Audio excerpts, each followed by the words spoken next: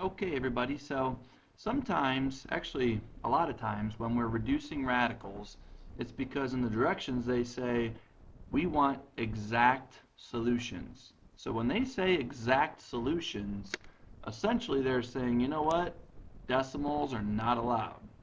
Okay, so in that case, on an example like our first one, it kind of doesn't matter what the directions say because we know the square root of 25 to be 5.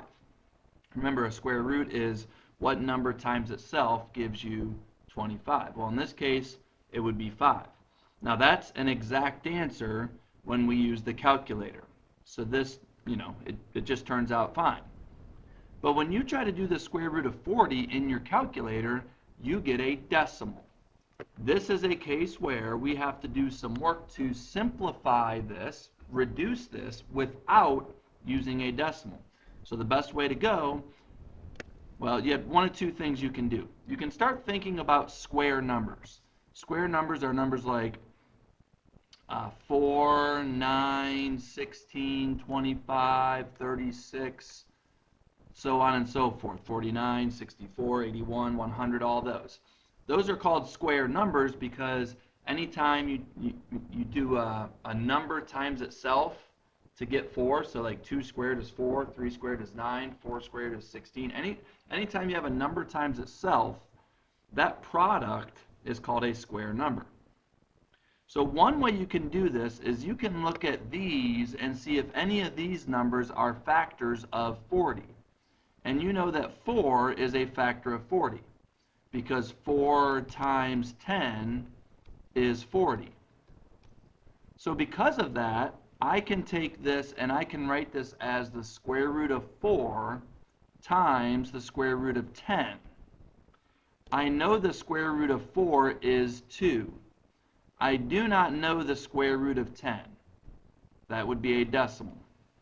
So in this case, I would just write this as 2 radical 10. This is the simplified form of the square root of 40.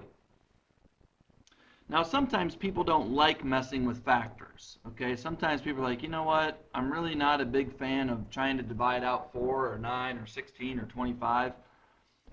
If you're not one of those people, then here's my advice. Do a number tree, okay? Forget about the radical for a minute and just do a number tree. Ask yourself, what two numbers would multiply to give me 40? And it really doesn't matter which two you use, okay? Some people might just say, you know what, that's 2 times 20. And that's fine.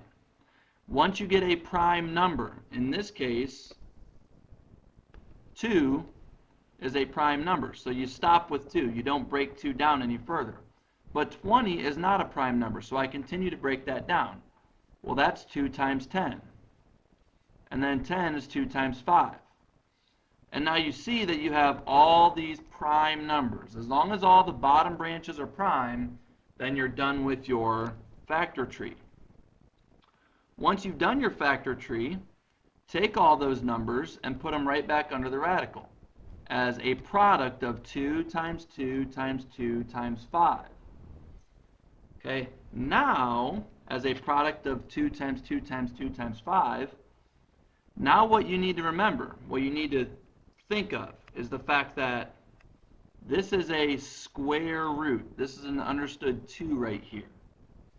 And because it's a square root, I need 2 of the exact same number in order to break one out. So I take 2 of the same number, 1 breaks out, 1 gets knocked off. So once I do that, I have this 2 that has broken out of the radical, the other 2 got knocked off, and then I still have the 2 times 5. Those are stuck under the radical because they don't have another like number to help them break out. So I just multiply those back together, and there's that 10. So you notice here we have the exact same answer. We went about it 2 different ways. Okay? Let's do another one. Square root of 110. This is one where I'm not sure that I can figure out if 4 or 9 or 16 or 20. I don't know what goes into 110. So instead, I'm just going to do a factor tree. I know because this thing's even, I can divide it by 2. And when I do 110 divided by 2, I get 55. Okay? And now I want to break down 55. Well, 55 is 5 times 11. So at the bottom of my branches here, I have a 2 and a 5 and an 11. Well, because all of those are prime numbers, but I do not have two of the same number, I cannot pair anything up.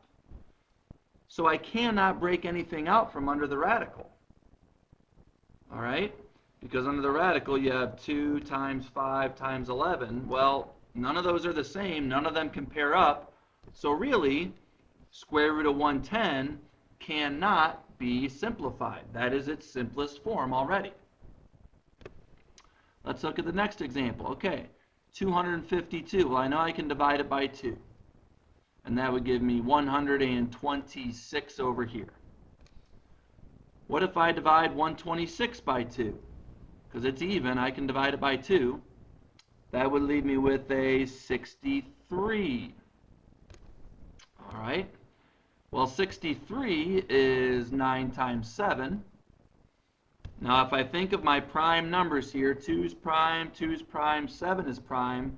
9 is not prime because 9 is 3 times 3.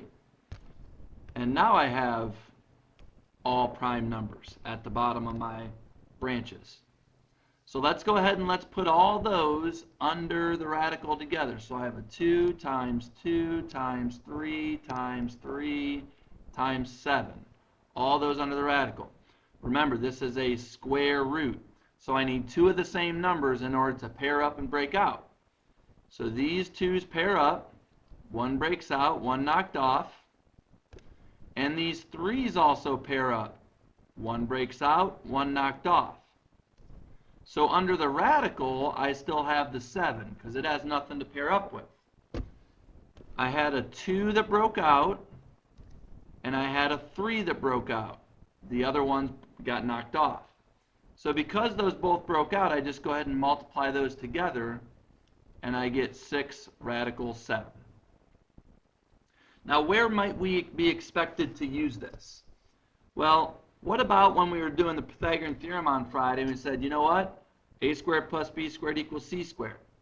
Well, if A is 24, then I'm going to have 24 squared plus B squared, and my C is 34, so 34 squared. Okay? Well, 24 squared is, oh my goodness, I believe that's 576 plus B squared equals 800 and, not 56, I think 70 here. Let me do this. 856. So now if I want to get that B by itself, I'm going to subtract the 576 from both sides. And I'm left with B squared equals 280. I take the square root of both sides to get the B by itself. This is all stuff we did Friday. And now I'm left with the square root of 280. Okay? Right now, pause it, and everybody at your desk simplify square root of 280 for me. Okay, I got 2 radical 70. When I did my factor tree at the very bottom, I had 3 2's, a 5, and a 7.